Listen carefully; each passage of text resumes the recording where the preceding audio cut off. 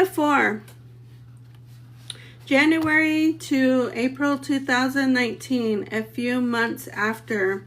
It is amazing how quickly the abnormal becomes normal. It is like how after my father's unaliving, life closed up around the loss like a puncture wound, and how I become accustomed to driving 5 hours each week to take care of his hives. How my knight removed his shining armor to reveal a monster, and I pretended not to see. And now, how patterning my weeks around the days and times I get to see Asher in jail is the way I now organize my calendar. Sometimes I go with Jordan, who has set up a makeshift office on my kitchen table. He spends most of the week with me building Asher's case. Selena mostly stays in Portsmouth during the week to take care of their son, but sometimes brings Sam up for the weekend.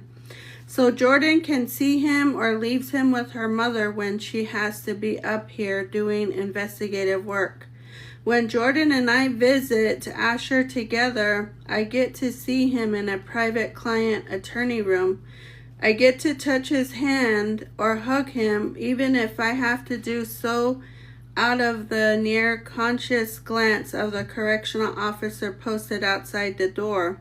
When I visit Asher alone, I am just another mother with a sad story and an incarcerated child. He sits in a round room with a panel of phones.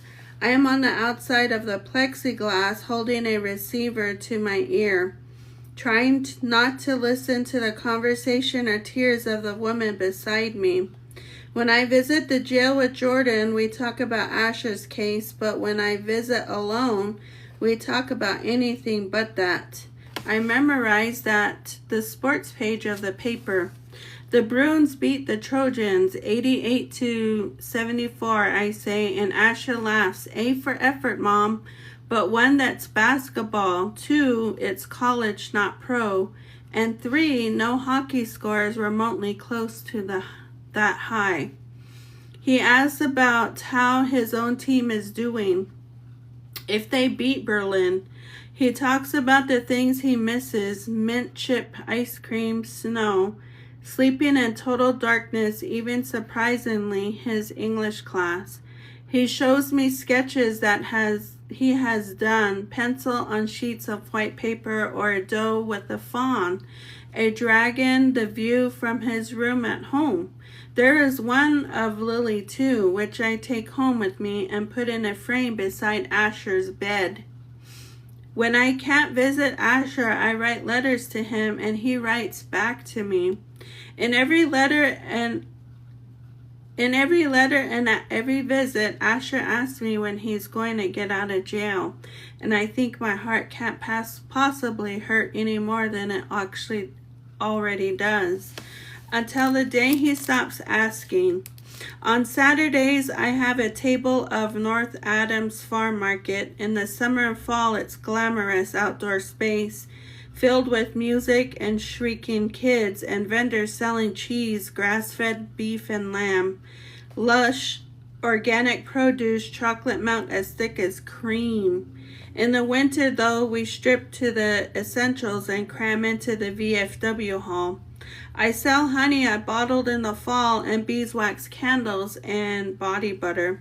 There are times I don't sell a single jar, so I just carry a milk crate with a smattering of products in from the parking lot, leaving the reserves in the back of my truck. Today I'm feeling hopeful. There's a January thaw, and those who have wanted to make the trip outside for non-essential item like a candle or homegrown tea are in the mood to wander a little. I sit at my booth smiling pleasantly as people walk past, but unlike other years, no one approaches me. I tell myself that I'm being overly sensitive, but when I ask the vendor beside me to watch my table while I duck into the bathroom, she hesitates before she nods, as if she doesn't want to be seen doing me a favor. I'm in the stall when 2 girls come in, and I hear only snippets of their conversation. Heard that he's in there like forever. They took this MVP trophy out of the case. Yeah, the honey lady. He's got to be guilty or he wouldn't still be in there, would he? I open the stall door and find them at the row of sinks applying mascara. Ladies, I said tightly, just for the record, the way our legal system works, you're innocent until proven guilty, and that doesn't happen until the trial, which doesn't happen until months after we're arrested. Maybe you'd know if you spent more time in civics class and less time making yourselves look like baby prostitutes. I feel a sharp blade of shame for picking on the adolescents, but I'm overripe with rage and plum that splits its skin. I wash my shaking hands and dry them. Instead of honey lady, I'd rather be called Asher Field's mother. Have a great day.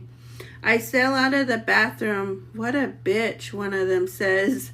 For the rest of the market, I watch other vendors get swarmed while I'm ignored. One husband pauses, reminding his wife he said she needed honey. Not that honey, the woman murmurs, and she drags him away as if misfortune is contagious. When the market closes at 1 p.m., I pack up my crate of unsold wares and carry it to my truck. The sun is deceptive, a false taste of spring. It even smells sweeter outside, or so I think, until I open the gate of my truck and see the remainder of my stock. Dozens of glass bottles of honey, even last one smashed. The conversation between me and Detective Mike Newcomb is noticeably strained when he comes to take my statement about the vandalism. In addition to the honey, my tires have been slashed. I text Jordan and ask him for a lift, but Selena is the one who steps out of the car. That's your ride? Mike asks. My sister-in-law. He runs his hand through his hair. I would have driven you home. Isn't that the consorting with the enemy? He has the grace to look embarrassed. You're not my enemy. Neither is your son, for the record. Mike shakes his head. It's my job, Liv. I look at the ruined mess in the back of my truck, and that was mine. He nods. I'll find the girls. I can't prove it's them, but they are most likely suspects until our conversation. And then what? Mike frowns. You can press charges if you want.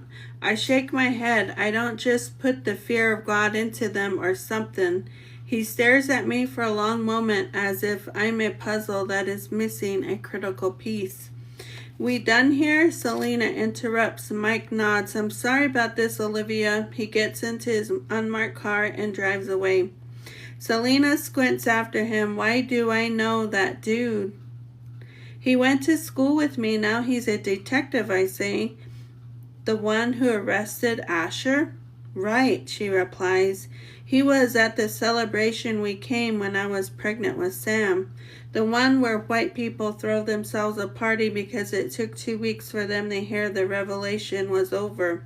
Yeah, Adam's Day. Selena shakes her head. You ever heard of Juneteenth? I get into the car and tell her what happened as we drive to the farmhouse. We arrive just as Jordan pulls up. He grabs Selena and kisses her deeply.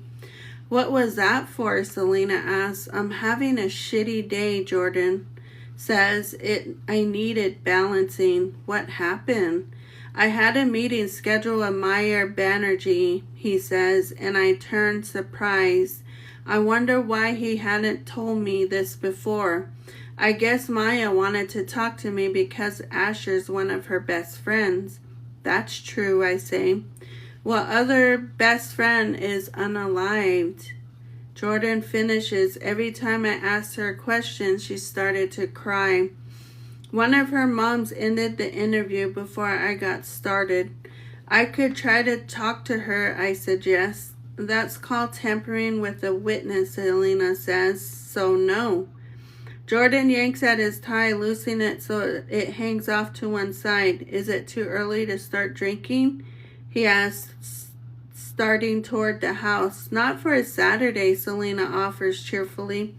I fall into a place behind him thinking of Maya, of things that are over before they begin. Just before we enter the house, Jordan turns. Liv, he asks, what happened to your truck? Sometimes during the attorney-client meetings, I stop listening to Jordan's endless run of questions and concentrate instead of on how Asher's changing. It's not just the physical. His skin is pasty and pale. His body whipcord thin instead of muscular. It's the way his gaze darts around the room, like he's looking for an exit. How he always takes a seat where he can face the door. It's a certain that drops behind the eyes, and when I ask anything about being in jail, I know he has been moved to a new cell. I know that he hasn't been beaten up again, at least not in the places I can see. I think that he has new scars, but they are deeper, and unlike the bruises that were on his face a month ago, I'm not sure they will ever fade. Do you know Abby Jeter or Tanya Halliwell? Jordan asks. That grabs my attention, Jordan, I warn.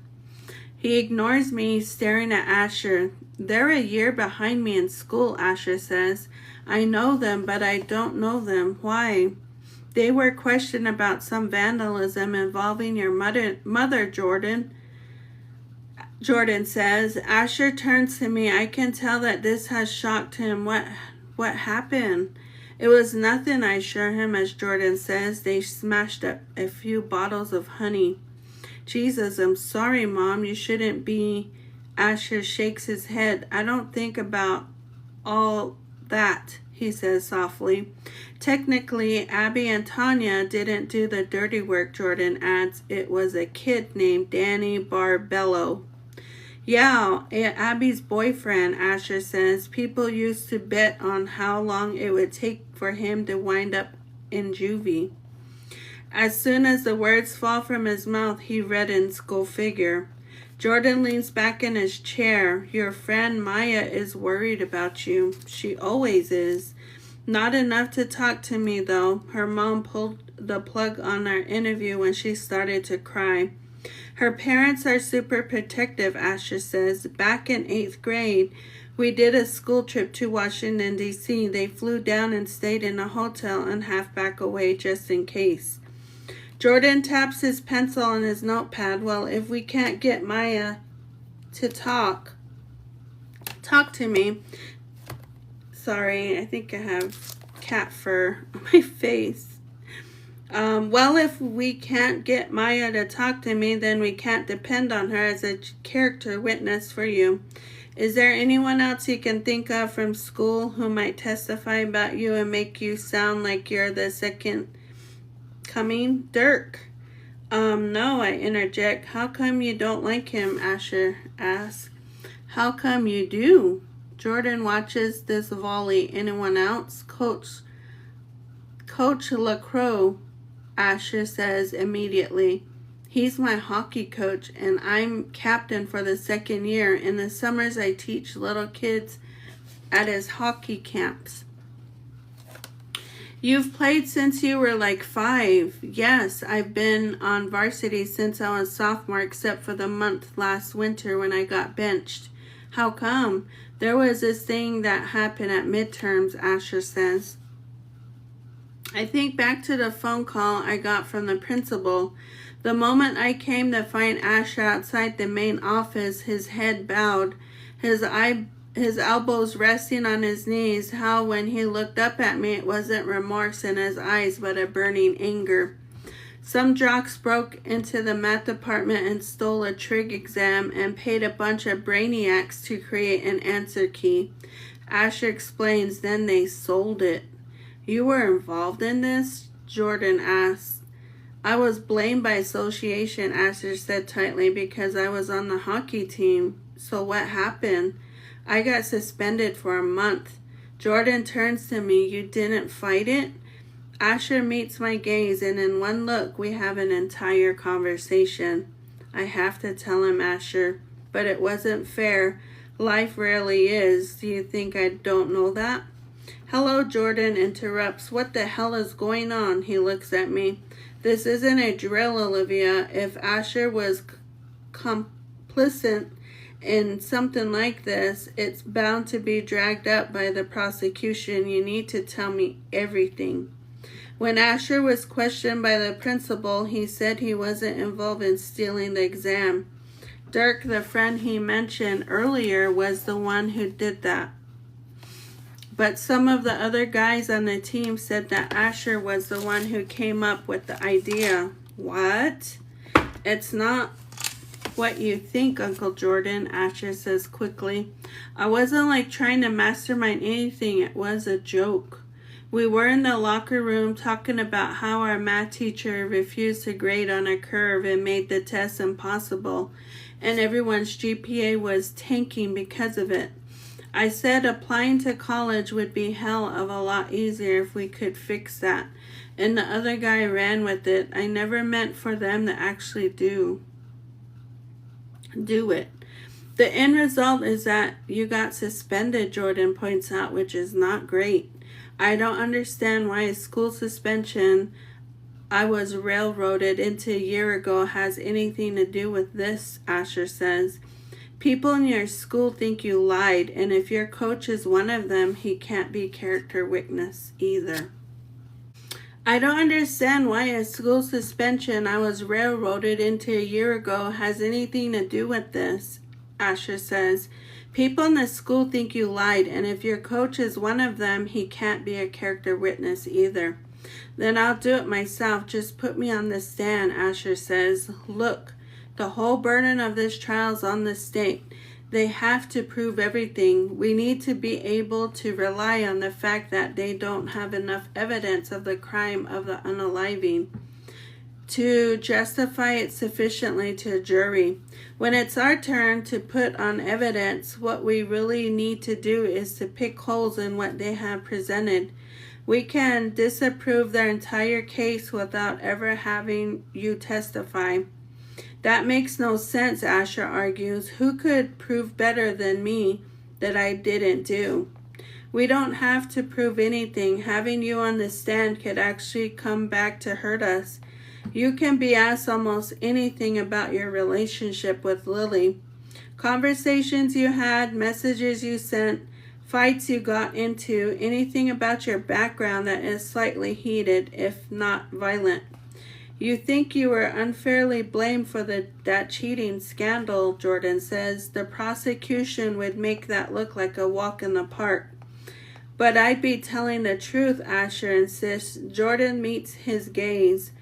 Remember when I said that if I can convince the jury that the reason you're innocent is because the night Lily unalived, you were in Tokyo training for Olympics.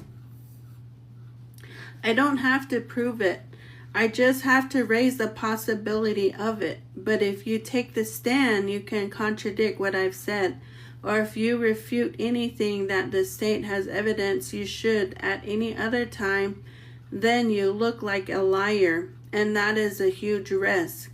Because juries tend to think that people who lie about little things are equally likely to lie about big things, like killing someone. Oh, forgot to change the word. A muscle ticks in his jaw as he looks from Asher to me. Any other surprises you think like to lay on me? Have you defaced federal property or maybe been arrested for grand theft auto? Jordan, I say, the cheating thing, it was just a misunderstanding. There is no jest anymore, my brother says, and I wonder if he intended for me to hear about meanings of words. Selena shows up at the house as I'm putting away Christmas decorations.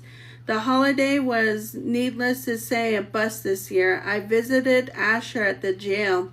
I never even put up a tree, but I also never took down the greenery on the mantle and banister or the Christmas lights on the porch, pretending to myself Asher might be home in time to see them.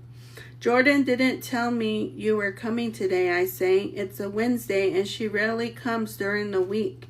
What about Sam? I wind a rope of fairy lights around my arm. I'm getting intricately tangled in a web of my own weaving. He's with my mom, and here, sweet Jesus, before you strangle yourself. Selena drops her purse on the floor and holds out her arms like two goalposts, allowing me to wind the lights around them like we are playing cat's cradle. Jordan and I are partying tonight. Dinner and drinks, baby. Ooh la la, I say. What's the occasion? I slip the rope of lights from her hands. The anniversary of my surgery, Selena says. It's been 9 years since her hysterectomy. It was a major surgery with the ovaries being removed too. There was some kind of complication that kept her hospitalized longer than she could have been. Jordan swore to me when I was sick that if I pull through, he would treat me like a queen. And we'd celebrate every year. We were going to spend it with Aspen, but she shrugs. God, I'm sorry, I say. You two are completely upending your life for me.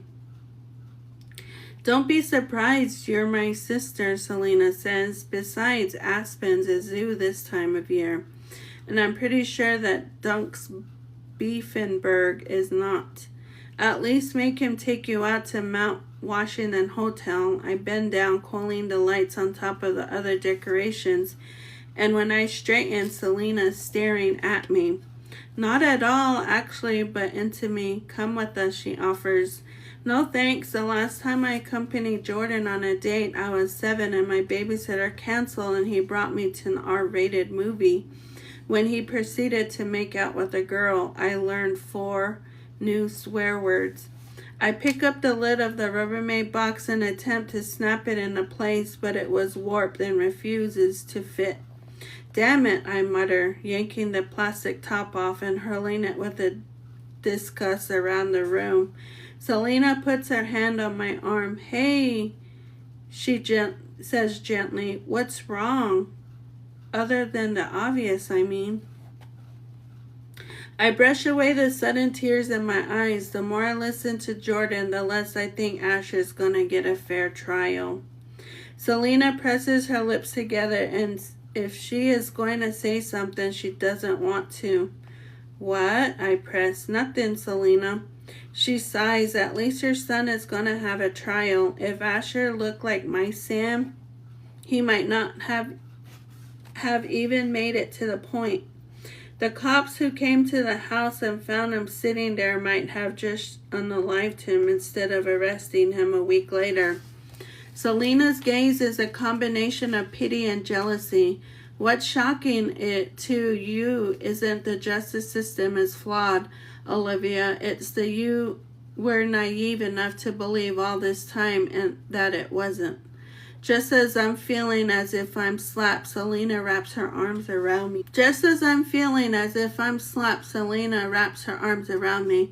It's a lot to take in, she admits. I've had my whole life to learn it, and you've had 5 seconds, but maybe while you're counting all the ways this could go wrong with Asher, you can also count all the way it's already gone right. She pulls back, holding my shoulders. Let's go find you a dress, Selena says. It's date night for 3, and I'm not taking no for an answer. In the end, we do not go to Beef and Bug to celebrate Selena's anniversary.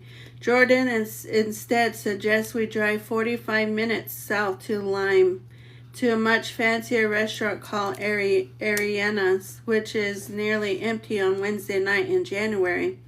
This comes in handy since he wants to discuss Asher's case.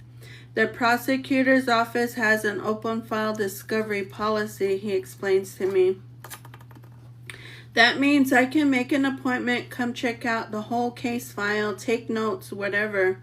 The way we don't have to file motions back and forth. So today was the first appointment. Some lackey let me in the conference room with the file. The cause of death, based on the medical examiner's report, is intercerebral brain hemorrhage caused by blunt force trauma to the head. My breath hitches. You mean Lily was hit? Not necessarily, Jordan says. She could have fallen down the stairs and smacked her head on the stair tread. Selena jumps in. That's good, right? I ask, looking between them. Isn't that the kind of thing you're always talking about with reasonable doubt? It would be, Jordan agrees, if Asher's fingerprints and DNA weren't all over Lily's bedroom. I was with him during the police interrogation. Asher said he wasn't in her bedroom, I say. Jordan looks at me. He was Liv. I can feel my cheeks burning. Aren't you supposed to be on his side? If there's physical evidence, there's physical evidence. Asher may have an explanation for it, but he was in her room. He pauses. He was dating her for 3 months. The real question isn't whether he was in there, but why he lied about it. Selena Ever, the pacemaker, jumps between us, signaling for another bottle of wine. Even if Asher and Lily had a fight, Lily could still have tripped and fallen down the stairs all on her own. Which is not first-degree murder, Jordan finishes, but manslaughter. He meets Selena's gaze and they nod slightly. I do not understand the legal rationale behind it, but I know manslaughter is accidental death, not intentional. That this is their backup plan should all else fail. Anyway, Jordan adds, I tried to have a follow-up conversation with the medical examiner, but he's a part-timer in ME's office and was working in the hospital and couldn't talk. Guy's busier than a mosquito on a nude beach. He smiles at Selena. He offered Monday afternoon, but it's down in Concord. Monday afternoon's visiting hours with Asher, I point out, which is why I'm hoping my brilliant, beautiful investigator can do the interview for me. Your brilliant, beautiful investigator will be at Sam's school for the parent-teacher conference he said you couldn't make because of visiting hours at the jail. Oh, madame, Jordan says as the witness hands him the first sips of the new bottle of wine to taste. I'll have to hound the guy again and reschedule. God, I thought I was done with parent-teacher conferences after Thomas. Not to mention diapers, chickenpox, acne, and driver's ed. He lifts his glass. You were smart to stop after one kid, Liv. I pick up my wine glass and drain it entirely. Cheers, I say. I had timed it perfectly, but in the end, circumstances beyond my control ruined my best laid plans. There had been an accident on the Mass Pike, and the doctor had been 2 hours late to work. Everything was backed up as a result. After hours in the waiting room, it was finally my turn. As I lay on the table, staring at the ceiling light overhead, I wonder why no one bothered to clean out the dead flies that had accumulated inside the fixture. Given how many women had this viewed, you'd think someone would have noticed.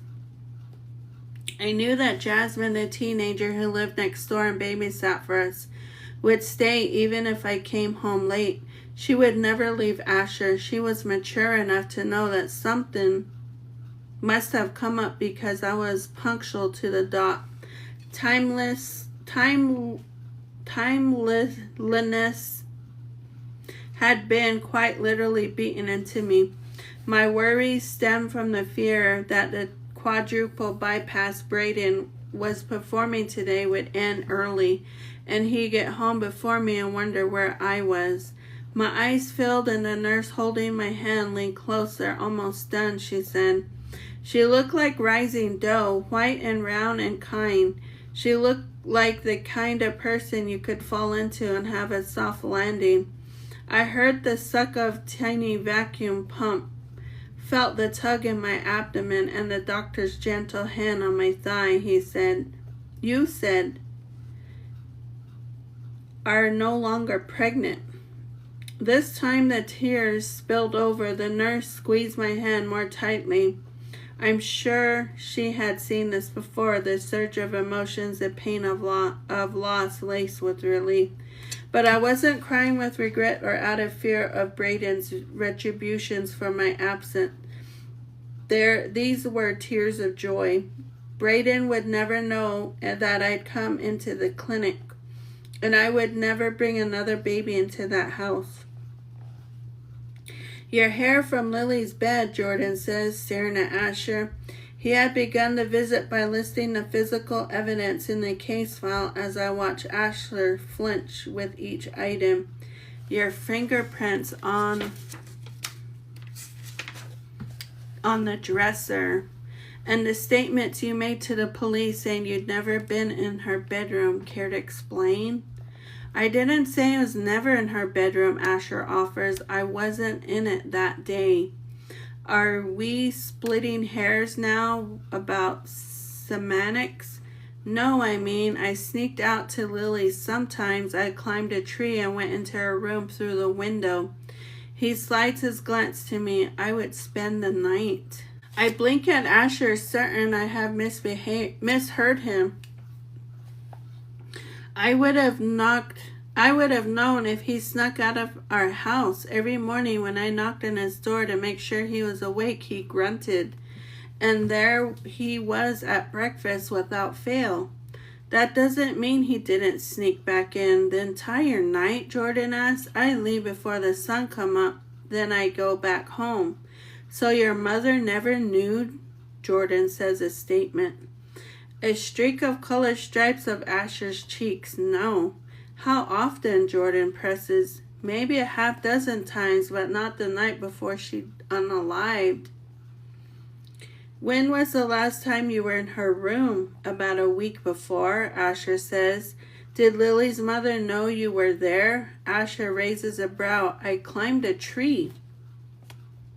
Did you have sex with Lily while you were in her room? Jordan says, and I suck in my breath at his bluntness. He turns to me. You sure you still want to be there? Be here? I stare at Asher, who looks away. Yes, he admits. Starting when? The first time was October. Did you have sex every time you stayed with her? Jordan asks. Asher shifts in his chair. Do you really need to? Yes, Asher, I do, Jordan snaps. Then yes, I guess so.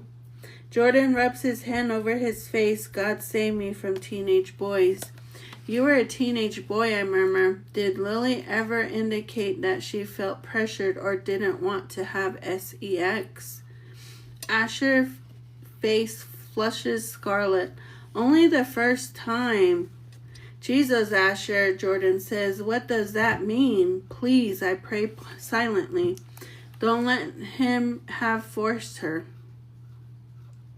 Lily got really strange afterwards. She wanted to do it. I swear she did, but I thought maybe she'd had second thoughts. She stopped answering my texts and my phone calls, and she avoided me in school. She finally admitted she needed some time to think things through.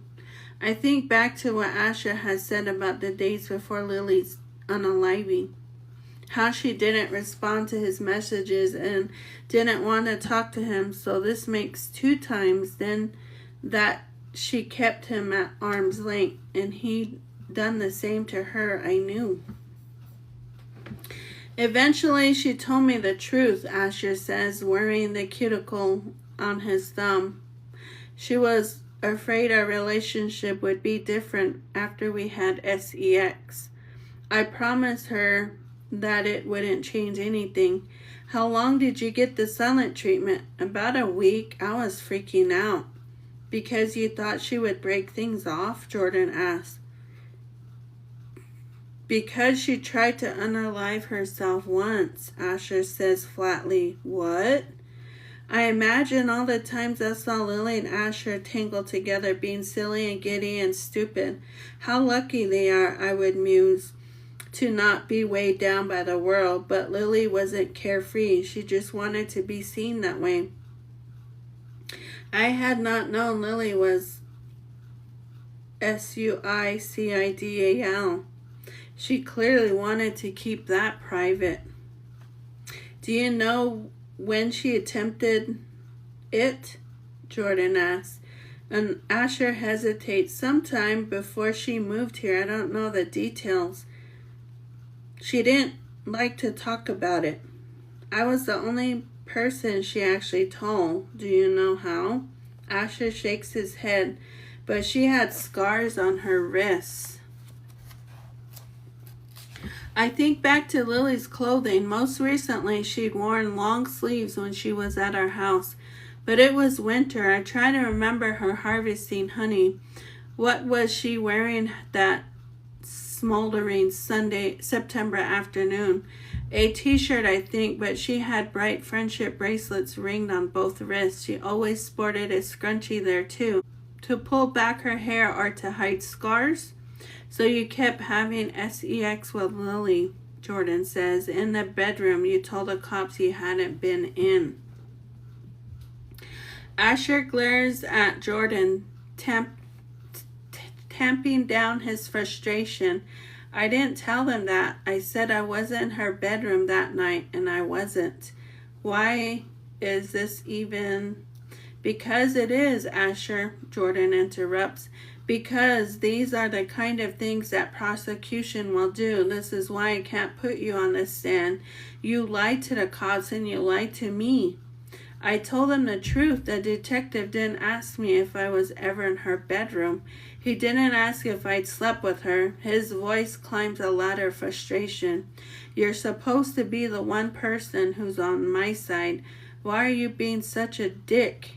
Asher, I cry. Jordan flattens his hand on the table and leans forward toward Asher. Because if I'm a dick to you now, then you won't come across as one in court. Why don't you just leave? Asher bites. I would, but my lawyer hasn't managed to get me out of here yet. Jordan slams his notebook shut. You know what? You're right. We both need to cool off. We'll pick up again next week. Jordan is up and banging at the door to be let out before I rise from the chair. The CO holds the door open, waiting for me to follow. Asher, I say quietly. Just go, Mom, he murmurs. So tired that the words can barely carry the distance between us. I know better than to engage Jordan until we are settled in the car driving away from the jail. Did you know Asher was having sex with Lily? He asked. I assumed, but we didn't really talk about it. Suddenly, I remember the week that Asher got moody and distant, snapping at me no matter what I said or did. Was that early November? I heard the crash and I found Asher in his room cradling his fists. The sheetrock smashed, looking just as stunned as I was by the violence he had wreaked. You think you know someone? Asher said to me by way of apology explanation when I found him with plaster dust snowing over his feet, but you really don't know them at all.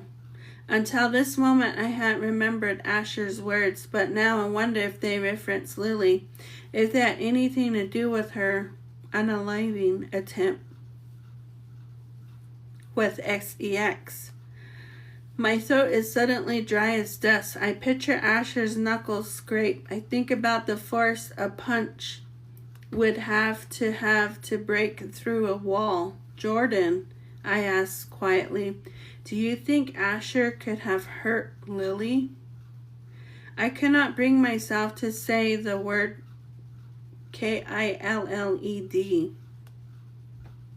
Jordan's eyes slide to mine before refocusing hard on the road before him.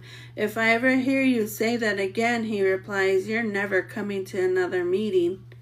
One of those first dates I had with Braden was to see a zombie movie. He loved them, the good, the ridiculous, the big budget, and the ones that looked like they were shot by teenagers in basements. The Danny Boyle film 28 Days Later was, in his opinion, the gateway to all things zombie. Although I told him that I had not slept for weeks after seeing The Shining, He promised me that this would be different because I was seeing it with him. We sat in a park theater fortified with goobers and popcorn. As we watched humans infected with the virus attack others, Braden leaned closer to me. I would unalive you myself before I let them get you, he whispered, and he kissed the spot on my neck that always made me shiver. Bees survive winter by forming a cluster around the queen. Baseball size in sub-zero months and beach ball size in the early spring, generating heat to about 95 degrees when the snow melts in the spring. I remove the insulation for my hives in preparation for them to start flying. January has bled into February, which is seeped into March. I measured time by my bees because every day looks the same now. Endless trial preparation punctuated by visits to the jail. One day when the weather starts to turn, I adjust my bee veil and start with the Dale's colony. Blowing a little smoke at the entrance and beneath the cover, 10 frames are snugged together in a hive body with bees crawling all over them. I don't see the queen, but that's okay. You don't have to actually see her to recognize evidence of her work. If Adele's healthy and laying eggs, they will look like commas in their broad cells. A queen lays different sorts of eggs in different spots in the honeycomb. A larger drone cell will get an unfertilized egg, which will become a male bee.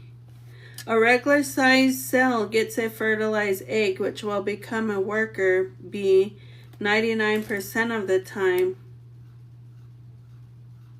It takes 21 days for a worker bee to go from egg to adult, 24 for a drone. A queen takes 16 days, and then she will go on her maiden and only mating flight. She flies into the sky, releasing pheromones to let the drones know it's their lucky day. The one who flies fastest and highest gets 7 minutes in heaven, so to speak. A drone turns the tip of his abdomen inside out to expose his penis and shoves it into the queen's sting chamber. When he ejaculates, you actually hear it. Once his sperm is in the queen, his penis snaps off. Staying inside her, he falls to his death as another drone hooks up with her.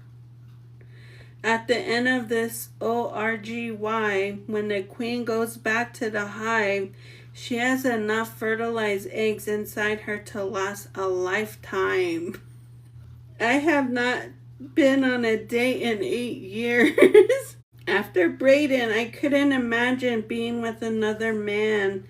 It took 4 years for me to agree to go out to dinner with the divorced son of one of my mother's friends. He was smart and pleasant, but I kept thinking he wasn't very tall and that he didn't seem to get my jokes. In the second course, I realized I was comparing him to Braden. I slept with him though, not because I was attracted to him, but because I wanted Braden to not be the last. The whole time I was thinking about queen bees and how new drone will literally push his predecessor's genitals out of the way to make room for himself. I was thinking about this during sex. Wasn't good sex. The night I dreamed about making love with Braden, how he had asked me what my favorite part of myself was, and how I had said the dip of my waist. He placed me on the bed, turning me to my side, running his hand over the curve repeatedly, learning the way I love myself. The sad truth is that I am more like the queen bee than I'd like to think. I had one run on passion, and that's probably all I'll get for the rest of my life.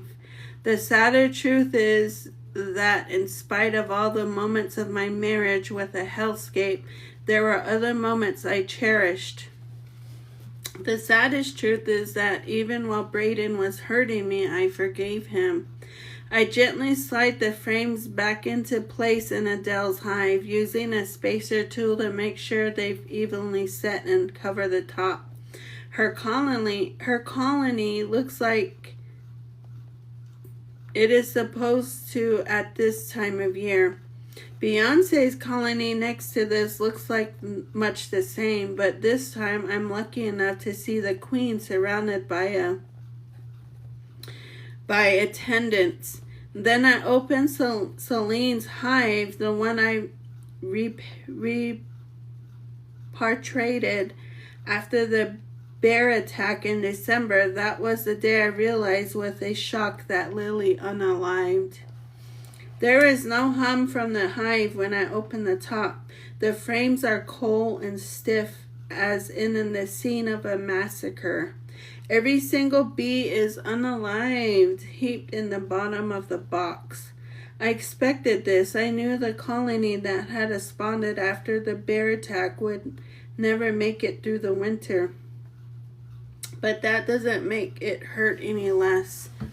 As spring unfolds, Jordan preparation of Asher's cave moves into high gear. Selena has found out what judge is assigned Rhonda Byers, a 50-something black single mom who put herself through law school and who has a reputation for being no nonsense. Jordan has gone back and forth on whom he will call as a witness for the defense. I will testify, of course, but in the end, he also chooses Coach LaCroix. The coach didn't know Lily and will be able to present Asher as a good student, a good person, an empathetic athlete who teaches kids during the summer. All pros. The con is that the prosecution knows about the cheating scandal and will bring it up on the cross-examine, and once that area of Asher's character is revealed, they are entitled to bring up anything that might show another less flattering side of him. He doesn't have time to say the real reason, he added the coach, because a defendant who has only one witness, his mother, is in pretty sad shape. We have talked about the alternative scenarios from other visitors to the house. Asher has no idea to alibi. Asher doesn't have one since he was at Lily's house, and prior to that was driving there. To accidents that might have befallen Lily, any red herring Jordan might be able to introduce an alternative theory to stick in the juror's mind. Jordan has also gone back to the prosecution for another look at the discovery, returning with transcripts of texts from Asher and Lily's phone.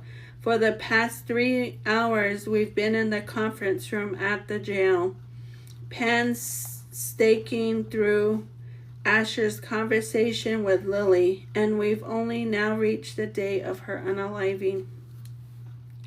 This was sent at 8 a.m., Jordan says to Asher. Are you okay? I've heard you're sick. You sent this to her, and even though you two were arguing. Asher is sprawled in his chair, his head lolled back. He looks thinner than he did a week ago, and there are deep purple circles beneath his eyes. Especially because of that, I wanted her to know I was still thinking about her. Jordan shuffles through the text printouts. The second message was sent at 10:15 a.m. 3 question marks. Asher shrugs. She still hadn't written back. I'm really worried about you. 11:21 a.m. Jordan reads. 1:14 p.m. Please just give me a chance to talk. 3:31 p.m. This ends now. I'm coming over. He whistles softly, all caps. That was the last text I sent her, Asher says. Pretty fucking anonymous. At least that's what the prosecution is going to say. It wasn't meant as a threat, he counters. I just wanted to be face to face with her. I knew I could explain everything if she'd just see me, but she never wrote back. Yes, she did. Asher shakes his head. Well, if she wrote it, I never got it. Jordan frowns and starts shuffling through the printouts. These messages were on your phone. Here's a thread with your mother. Here, Maya, Dirk. He flips a page. Who's Ben Flanders? Asher picks at his skin on his thumb. Just a guy I play hockey with. He grabs another stack of papers from the table. Look here. These are the texts that Lily sent to me. Last one was 7 days before she unalived. Jordan pulls a page free and places it beside the one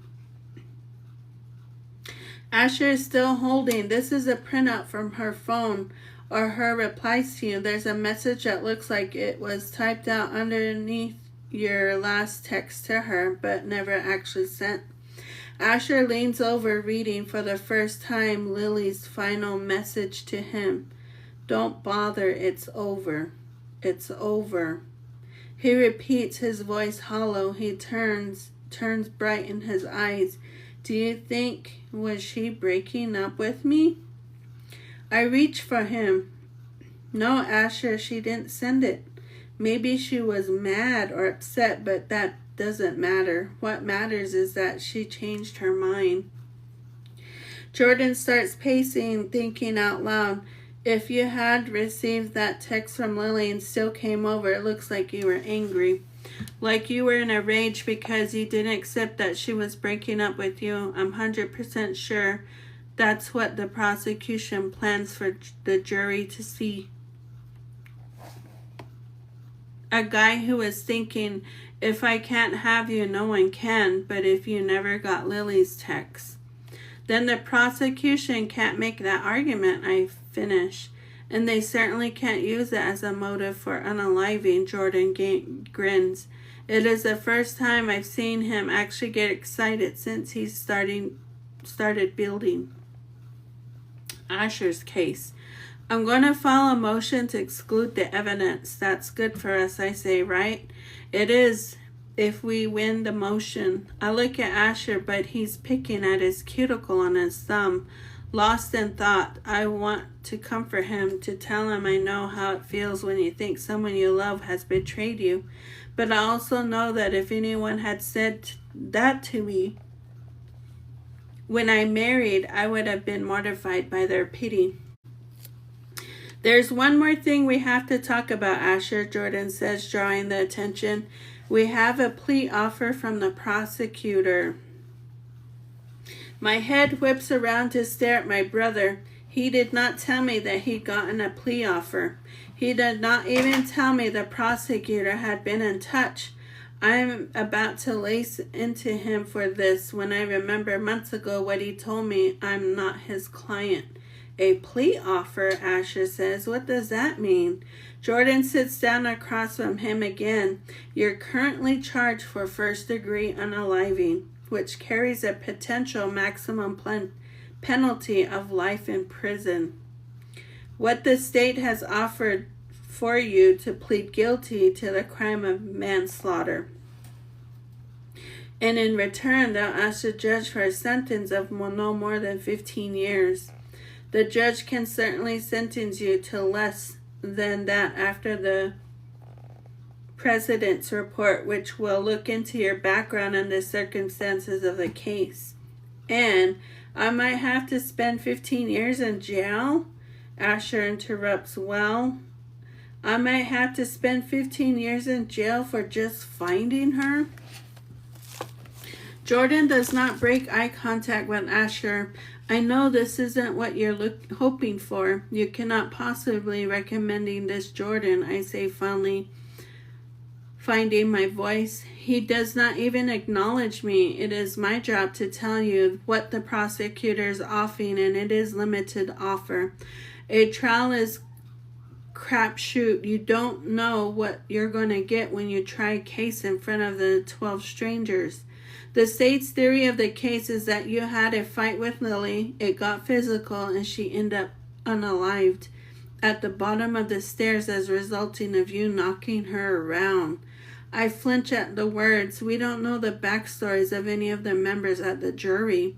For all we know, they've all been victims of abuse, or they may have other biases against you. Getting them all to agree on something like your innocence is difficult. This is, at least, is definite. Jordan clears his throat. Sometimes when the judge is aware of a plea deal has been offered and defendant doesn't take it and a trial occurs, the judge moves to maximum sentence if the defendant is found guilty. Well, isn't that life without parole anyway, I counter. What more could the judge possibly do to him? Jordan ignores me, looking directly at Asher. I can't tell you to take the AAG's offer, but I can suggest you sleep on it. We have 10 days to respond. After that, there's really nothing left to say. Asher is taken back to his cell. Jordan and I leave the jail. I did not speak to my brother on the drive home or for the rest of that day. What I remember about the night Asher was born was how Braden pulled into the fire lane outside the emergency department, leaving the car there with the keys in it as he carried me inside. I remember my belly tight as a drum and the unbearable pain in my shoulder from where it was dislocated. I remember bargaining with a God I did not believe in. If my baby is okay, then you can let him hurt me forever.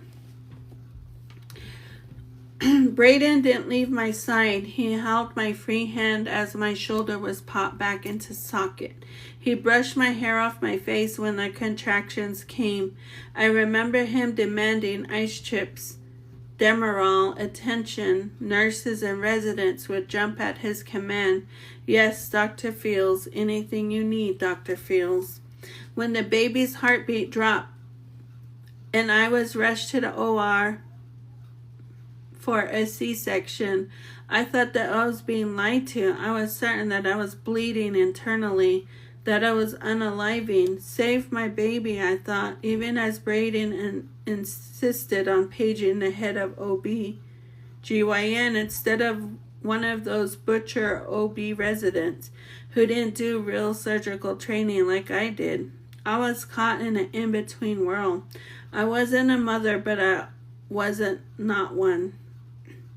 I wasn't a patient. I was a doctor's wife. I was in the hospital to have a baby, but I was also there to take care of my own injuries. When Braden slowly migrated below the drape to observe the surgery, the timbre of the room changed.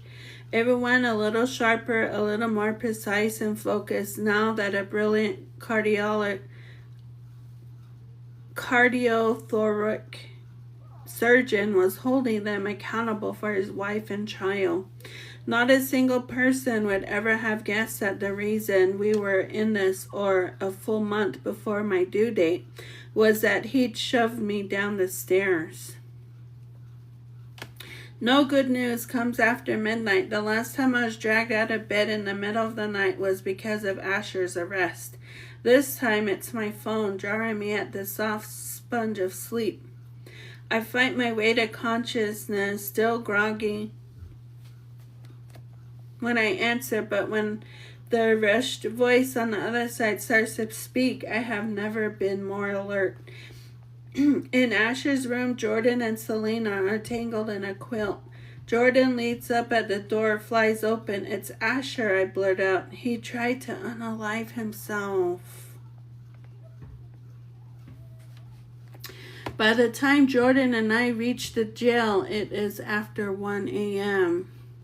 We've spoken with the sheriff and I've tucked away the few details he was giving us. Asher broke apart a safety razor. His cellmate saved his life by calling for a CO when he saw the BLOOD dripping from the top bunk. He's been the infirmary and bandaged up. He will be put on SUICIDE watch in an individual cell with frequent bed checks and no sharp objects allowed. I refuse to leave until I can see him myself. Now, as we wait for Asher to be brought to us, Jordan and I sit on opposite sides of the table in the attorney-client conference room. Liv, Jordan says gently. Don't, I bite out. Don't you say a goddamn thing, Jordan. This is your fault. My fault? Yes, you kept drilling at him like you didn't even believe him. He's own lawyer. And then to offer him 15 years to a plea deal. Technically, the prosecutor offered the plea deal. Shut up, I hiss. Stop being a goddamn lawyer and just be his goddamn family. Before he can respond, the door opens and Asher is led inside. My eyes fall to the tight white bandage on his wrist and the two thinner red hesitation marks above it. An involuntary moan bubbles out of me and I throw myself at my son, wrapping him in my arms as he clings to me. I see the window and the door, a correctional officer watching us. Do it, I think fiercely, meeting his eye. Dare to ask me to let go. He turns away discreetly. Asher, I draw back, settling my palms on my cheeks. I don't even know what to say. I can't ask him why I know. I can't tell him things will get better. They may not. I can't do anything but grieve with him for what he's already lost and will never get back. I settle for the truth that vibrates inside me like a tuning fork. You are the thing that matters most to me in the world, I whisper. His face is streaked with tears, his eyes red and raw. Although he is in a clean jumpsuit, pink stains remain on his neck and his arm where the BLOOD was wiped, like ghosts still haunting the scene of a tragedy. For a moment, I let myself feel the full fury of how horrible the past 3 months have been, and the new knowledge that they could have been even worse had Asher succeeded. Even if every jar of my honey was smashed, even if I had to leave town because of the rumors, even if I could lose every cent appealing, Asher's conviction, it would still be better than moving like a wraith in a world without him in it. If your only child unalives, are you still even a mother? As if she is standing before me, I imagine Ava Campanello at her daughter's funeral. I must make it sound because suddenly Asher's the one trying to comfort me. I'm sorry, Mom, he muffles against my neck. No, Asher, I'm sorry. Let's both be sorry, he says to my surprise, and laugh hiccups out of me. And then out of him. It feels so terribly wrong, like a sunflower growing from a scorched earth. He sinks away with me, exhausting himself into one of the chairs. I sit behind him, still holding his hand.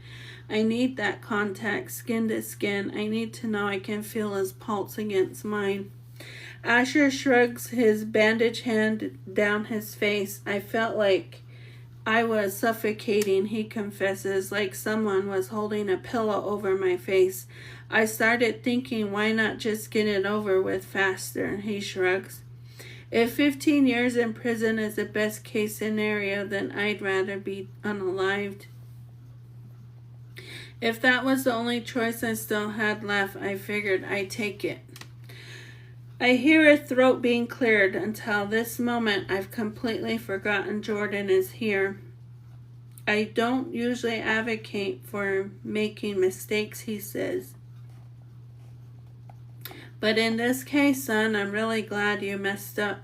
Asher raised his eyebrows cold. You're not my father.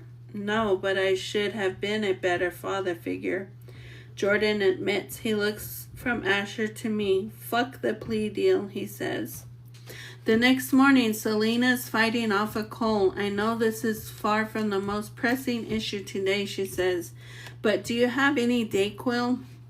I shake my head and hand her a jar of honey. This is better, I say. The medicinal power of honey is well documented. It's antibacterial, so it has been used in treating wounds. In dressing, it helps clean pus or dead tissue, suppresses inflammation, and promotes new skin growth. A 2007 study at Penn State suggests that it is more effective than dexamorphin in treating a cough. Irish labs have shown it also combats MRSA infections. Manuka honey kills a bacteria that cause ulcers and used to preserve corneas for transplants. Just about the only thing honey can't fix is a kind of sickness that gets to your head, robs you of hope, lands you in jail infirmary as you try to unalive yourself. Jordan bustles into the kitchen as Selena is swallowing a tablespoon of honey.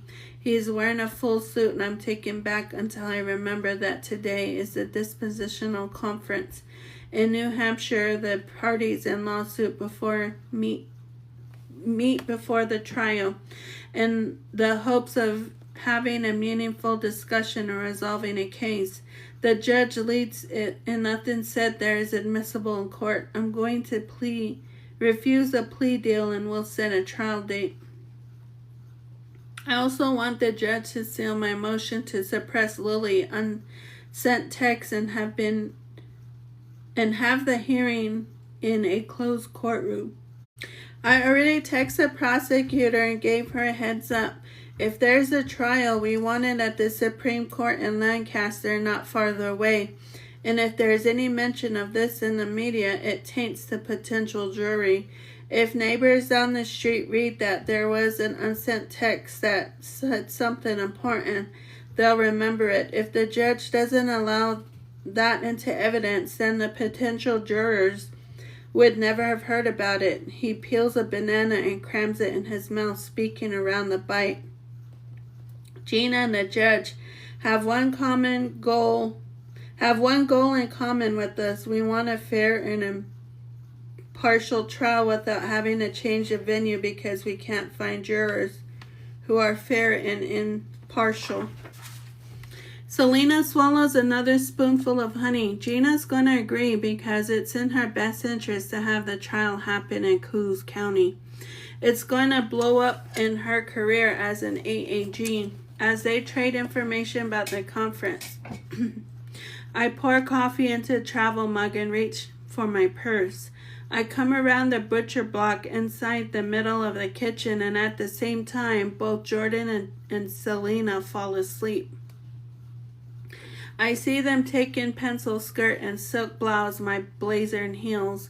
Why do you look like a sexy librarian? My brother asks. See you later, I say, completely ignoring the question as I turn and leave.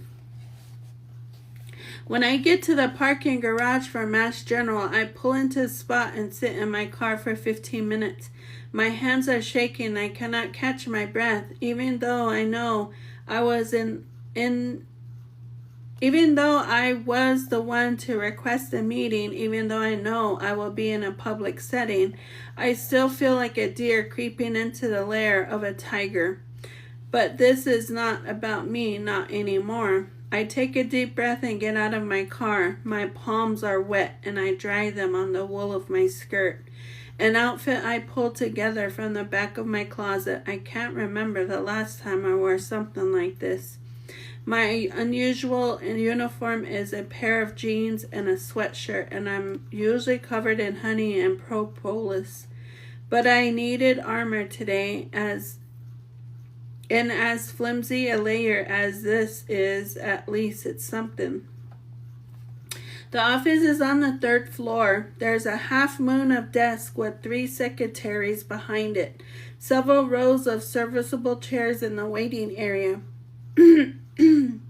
I clear my throat and walk up to one of the women. I'm Olivia McGaffey, I say. I'm here to see Dr. Fields.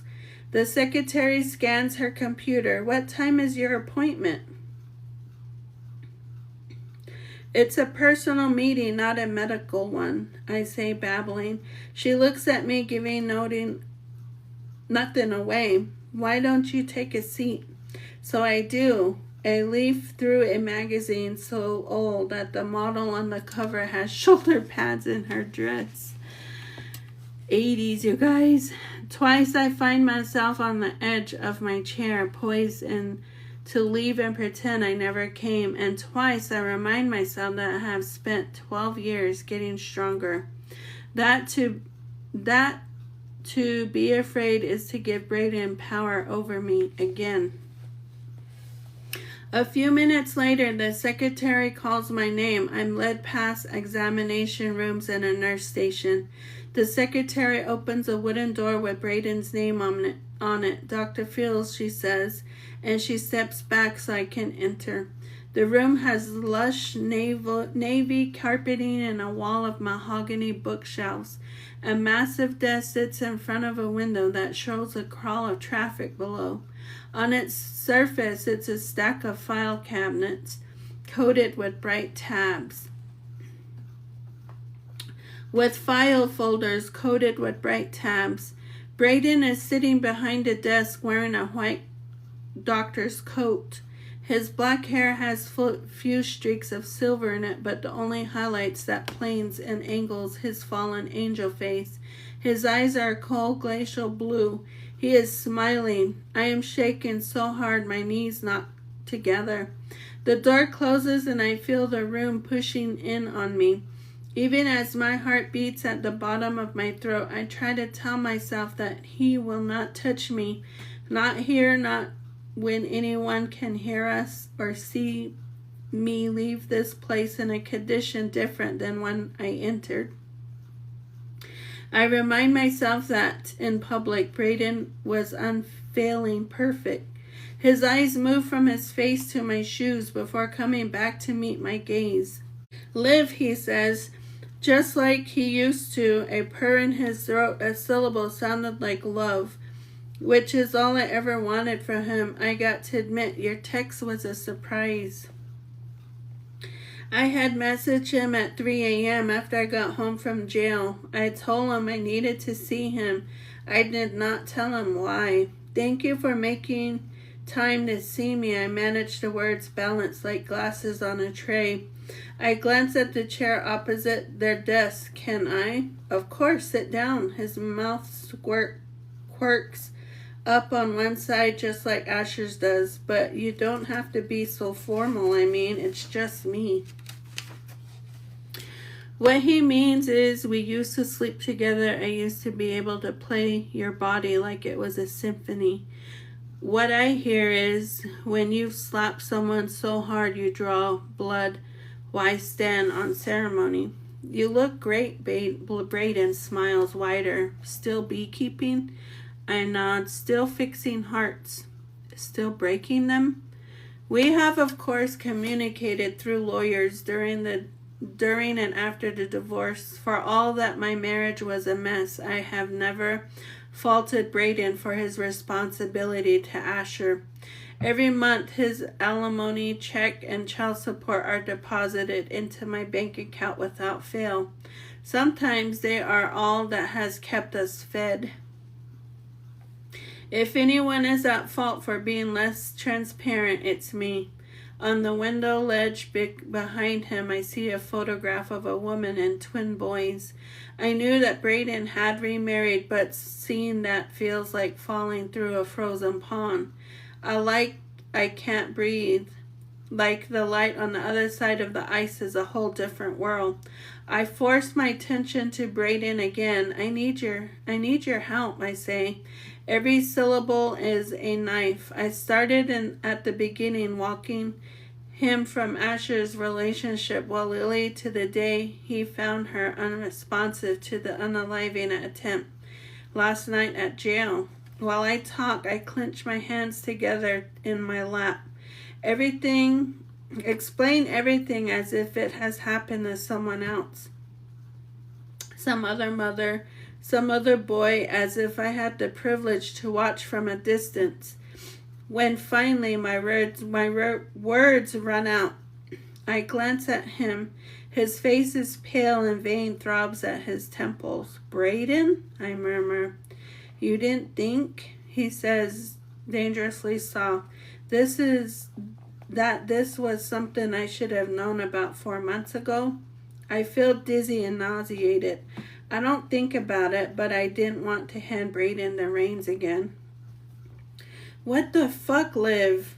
On the guttural punch of the curse word, I couldn't help it. I flinch. Braden and I go absolutely still. Olivia, he whispers, breaking.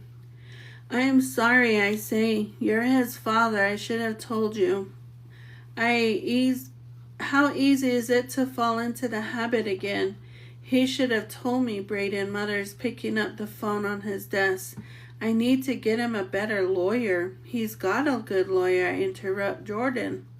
Braden puts his receiver back and raises his eyebrow. They don't let surgeons operate on family members, he says. But if they did, I counter you do everything you can possibly. You'd do everything you possibly could to save him, wouldn't you? He concedes the point. What do you need? Braden asks. I clear my throat. This is where I have to tell him I am a failure, that, like he used to say, I can't afford my home, car, life without him. Bail is $1 million. I need $100,000 to get him out. I tried to get a loan. I even tried a second mortgage. Tried to second mortgage the house. I was turned down by 7 banks. I swallow hard. I don't want Asher to spend another night in jail. In the few seconds I sit with my head bowed, 12 years to unwind, I'll hold my breath waiting, knowing that every ask has a cost, hoping that the time when Braden looks at me he won't see a reflection of his own frustration, that this time he'll see me. I don't realize he's come around the desk until I feel the heat of his hand on my shoulder. Done, he says. By the time I drive back to New Hampshire, the judge has agreed to close courtroom to hear Jordan's motion to exclude, and she has also agreed that the motion can be sealed. This is good news, but it pales in comparison to the phone call I just received as I cross the limits of Adams. Mom, Asher's stunned voice says, they said I can leave. Silently, I thank Braden for whatever he did to make bail so quickly. I am at the jail 15 minutes later. Asher steps outside, looking dazed and worried. He is wearing the clothes that he came here in, sweatpants, too warm for April day. He holds a sheaf of papers. I fold him into my arms, too relieved to speak at first. Let's get you home, I say. I lead him to the truck. But as soon as we step off the sidewalk into the parking lot, the sun strikes his face. He stops walking, tilts his face at the sky, and bursts into tears. In the car, he worries the edge of the bandage at his wrist. How did you do it? He asks. How did you get the money? It's not important. It is to me. I glance at him, your father. His eyes widen and he looks out the window watching the watercolor run of scenery. Did he know? He does now, I say. What did he say? I bite my lip, wondering why Asher is so concerned about the feelings of a man who has not been part of his life, his last 2/3 of his life. He said you shouldn't be in jail, I answer. To direct the conversation, I nod at the papers at his lap. What's all that? Paperwork for my release, Asher says, and a couple of letters from Maya. She wrote you? That's nice, he shrugs. His face remains turned at the window without its blanket of snow. New Hampshire is reawakening. It's green, he murmurs. It wasn't green when I left. When we enter the farmhouse, it is decorated in the mudroom. Selena has strung a makeshift banner. Letters sharpied on printer paper that spell out welcome home. She and Jordan are waiting just inside the door. Selena smiles wide and holds out her arms for Asher to walk into. Tall people unite, she says, the same refrain which they've greeted each other since Asher was 15 and hit the 6-foot mark. Asher pushes his mouth into a smile. Hey, Aunt S. She holds him by the shoulders, cataloging the length of him, including the bandage which her gaze skips right over. You look fine, she pronounces, and she smiles too hard. Jordan claps Asher on the back and he pivots immediately, his hands raised in protection. Jordan's demeanor slips, but he tugs a friendly grin back into place. Glad you're back, he says. Did they give you the conditions of release? Asher hands the paperwork to Jordan, who reads it out loud. Judge says you can't leave your property except for medical reasons or court appointments. No visitors. You can communicate verbally and electronically with your mother. Me and anyone else I approve. Whew, Selena says. For a second I thought I wouldn't make the cut, she laughs, and Jordan laughs at Asher, and I smile. But we're all working too hard to act normal, like we are struggling to stay upright in a wind tunnel while pretending it's a gentle breeze. As we walk into the heart of the old colonial, Selena tells me that she and Jordan have relocated from Asher's room to my mom's old room, and that there are fresh sheets on his bed. He turns his face tight and drawn, as if he's expecting me to give him direction. Maybe you want to change into fresh clothes, I suggest. He nods. Yeah, a shower. That sounds good. We watch him climb the stairs, and when the water in the bathroom starts running, all three of us exhale heavily. Why isn't he happy to be home? I wonder, and it isn't until Jordan answers that I realize I've spoken loud. The people I've known who've been in jail only want to get out, but when they do, they shell shock. Being incarcerated, you feel like time standing still. On the outside, you feel the whole world move forward without you. Jordan puts his arm around my shoulder. Give him a little while, Liv. He'll come back to us. I don't know what I expected, actually. That Asher would not want to let me out of his sight, and that he'd have 1,000 questions about the months he had missed. That we would sit at the kitchen table and play Scrabble or look at old photos. The truth is that even before he was arrested, Asher was a teenager. He spent most of his time in his room, in his phone or his computer, or with Lily. The Venn diagram of our relationship intersected at meals and was limited to a brief recounting of how his calculus teacher was pulled over for DUI during the weekend, or whether carnelian bees are hardly enough to make it through a New England winter. Having Asher out on bail would not roll the calendar back to the time when he was a little boy. Selena and Jordan pretend they have something pressing to do, but I know they are giving me privacy while I help Asher settle in. After the water stops running through the pipes after a full hour has passed with no sign of Asher, I go upstairs and knock on his bedroom door. He was sitting on his bed with his damp hair and tousled. He's wearing jeans and a yellow t-shirt, and he is trying unsuccessfully to tie a new bandage around his waist. Let me help, I offer, sitting next to him. Our shoulders bump as I unwrap the gauze to start fresh, and a wound from his unaliving attempt is fully visible.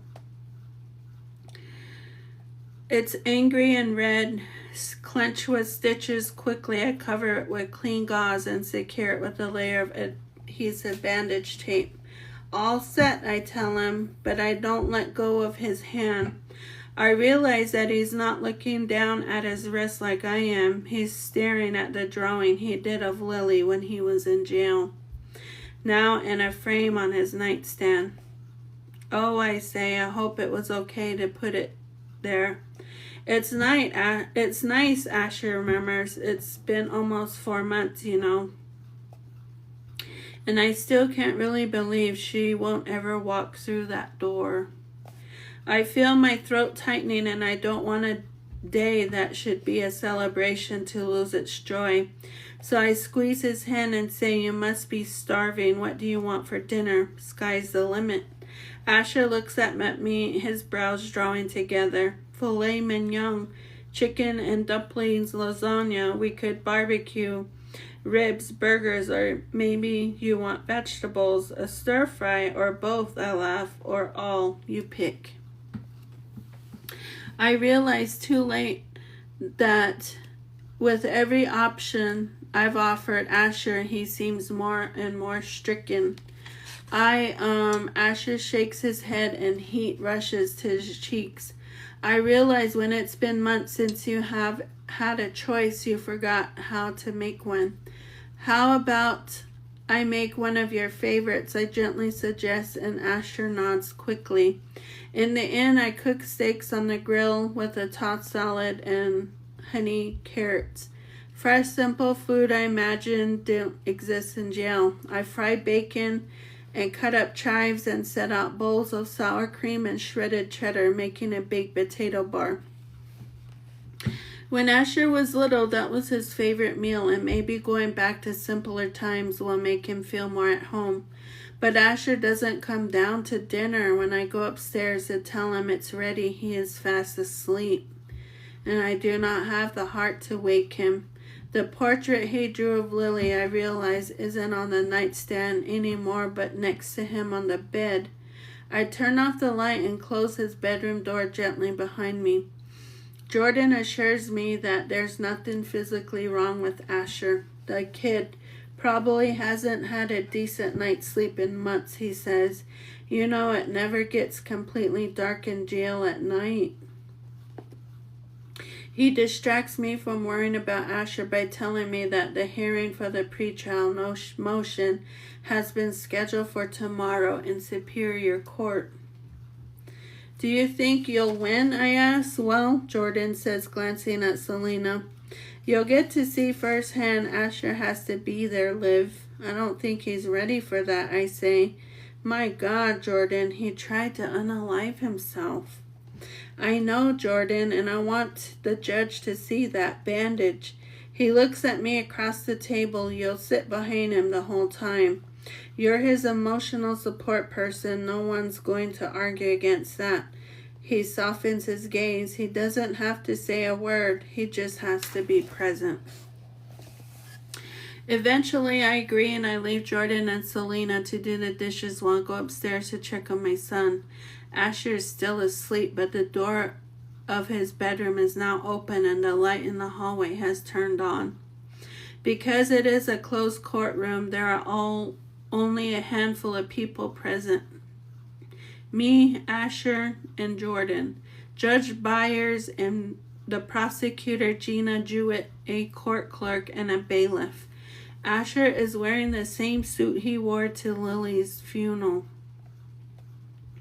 Before we enter, Jordan adjusts his cuff, making sure Asher's bandage peeked out of the edge of his jacket.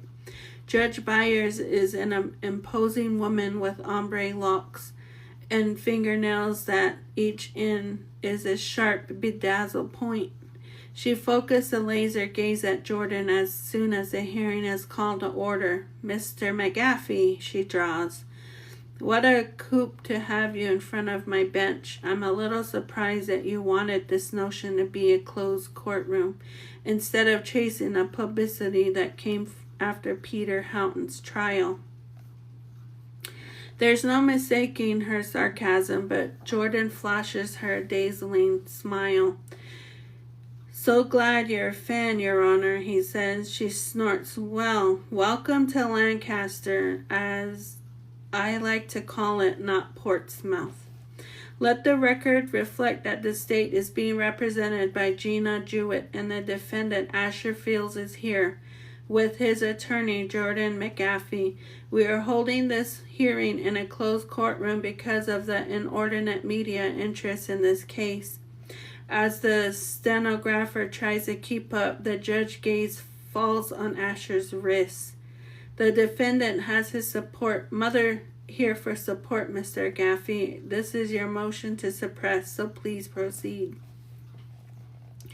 Jordan rises. Your Honor, pursuant to the state's discovery rules, we have viewed all the evidence that currently exists in the AAG's file in this case. As part of the evidence, there are texts sent back and forth between the victim and my client. We were involved in a relationship. Naturally, there are many text messages exchanged.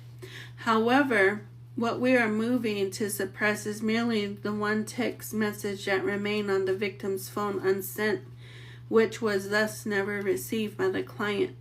It strikes me that I've never seen my brother in his natural element. He speaks so fluidly that it's mesmerizing. It's like seeing a tiger, already impressive, even seen at a zoo, transform into a wild predator when it's released into the jungle.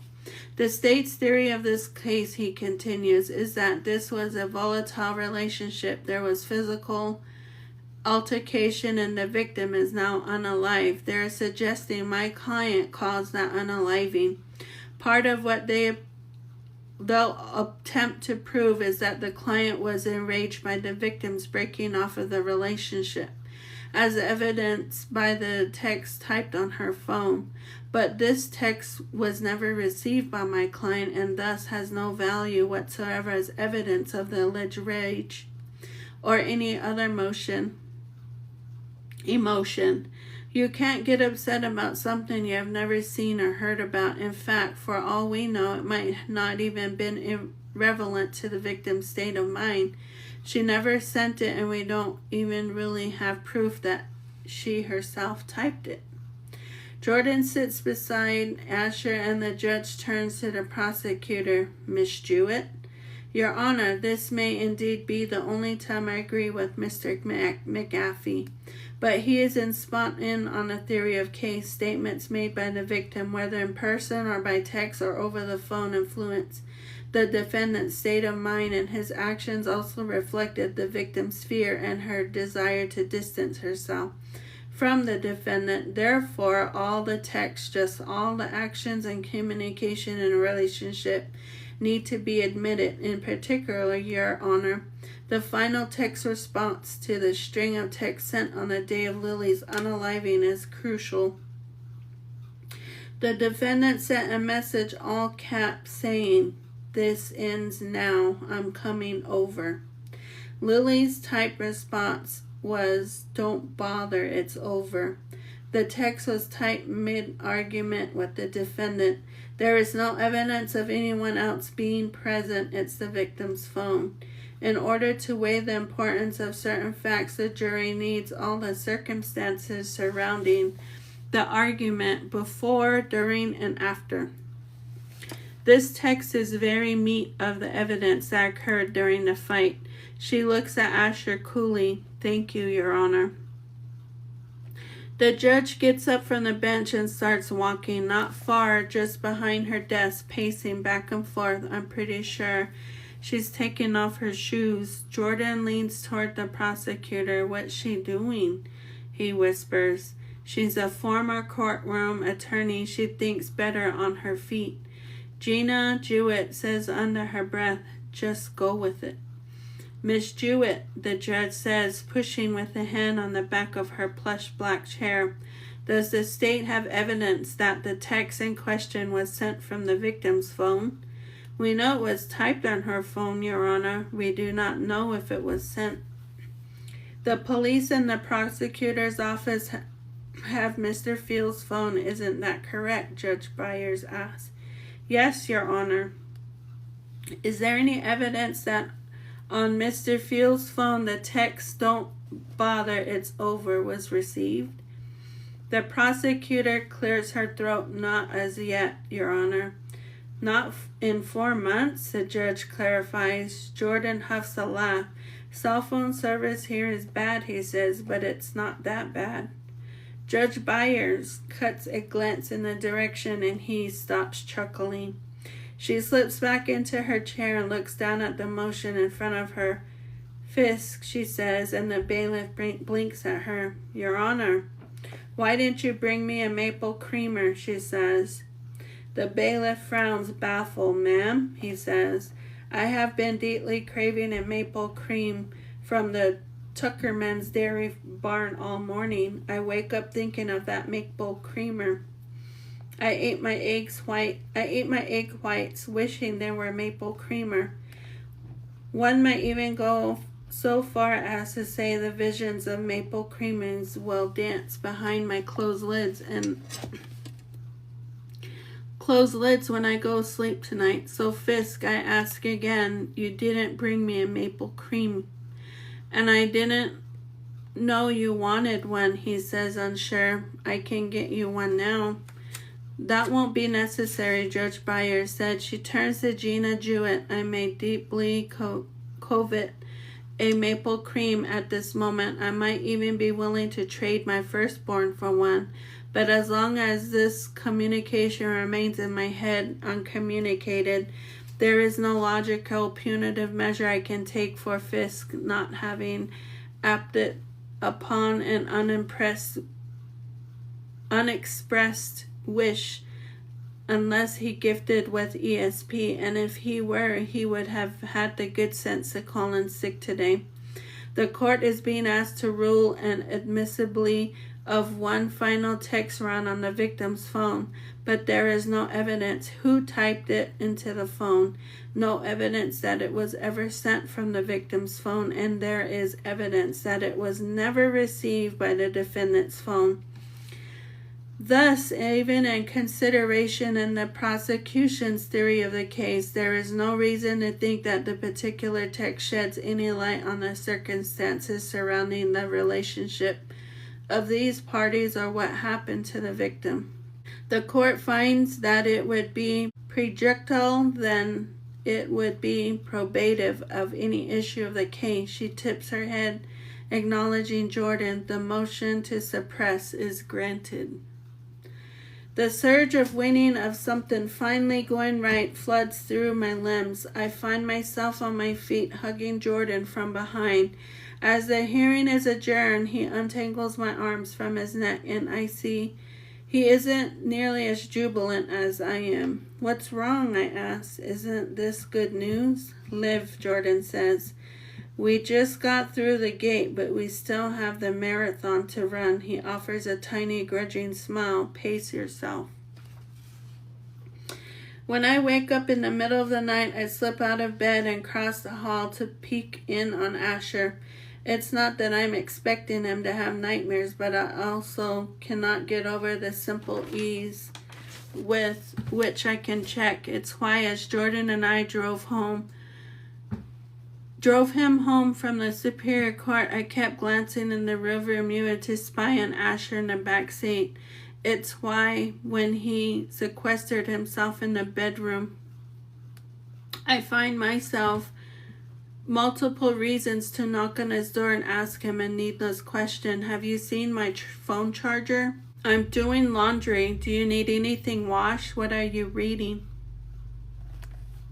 Without his phone or his laptop, there is little for Asher to do, so mostly he stayed in bed with a book. He can't even borrow my computer because it's against the rule of the release from jail. I don't think that this is a bad idea. Actually, I'd rather he not read what has been said about him online. The hall light is on again. I tiptoe so that I don't disturb Asher's sleep and peer around the edge of his open door. His bed is empty. The bathroom is unoccupied, and I find myself flying down the stairs with my heart pounding, wondering where he could be. I think about his bandaged wrist upon in the apple orchard, the shotgun we kept in a safe downstairs in case we need to scare off bears or fisher cats. I tear the front door open so hard it explodes against its hinges, smacking into the outer wall of the house, and I see him. A pale white t-shirt that grows beneath the moon like he's already a ghost. He's sitting on the porch looking toward the strawberry fields, his back to me. Mom, he says without turning, sorry I woke you. I walk toward him, shivering in the cool night air. How did you know it was me? You smell like honey, Asher says. You always have. Once in jail, we got packets of really shitty honey with our toast for breakfast, and I almost jumped out of my skin because I was so sure you were there. I sit down cross-legged beside him. Bad dream, I ask. Asher's mouth twists. I don't dream anymore, he says.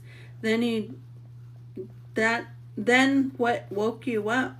The quiet, he says. In jail, someone is always yelling. There's instructions being called over the loudspeaker, and it's either way too hot or freezing cold, and you don't get to adjust it, he shrugs. I don't know why I came out here. I guess because I could. I look up at the night sky. Do you remember how you used to think that you could make stars?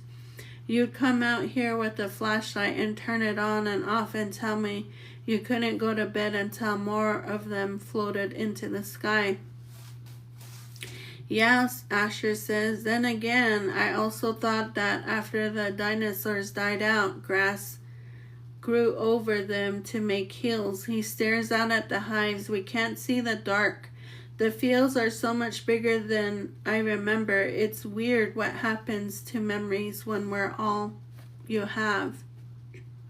I hold my breath, hoping he'll say more. When I first got to jail, I'd wake up and think I was having a nightmare, Asher confesses. I wake up to the middle of the night. I'm home in my bed, but I'm still so sad I can't breathe. His bandage gleams in the dark. Why, Asher? I whisper. You're back. For the first time since I've come outside, he looks at me. For how long? He says. And that's the end of Olivia 4.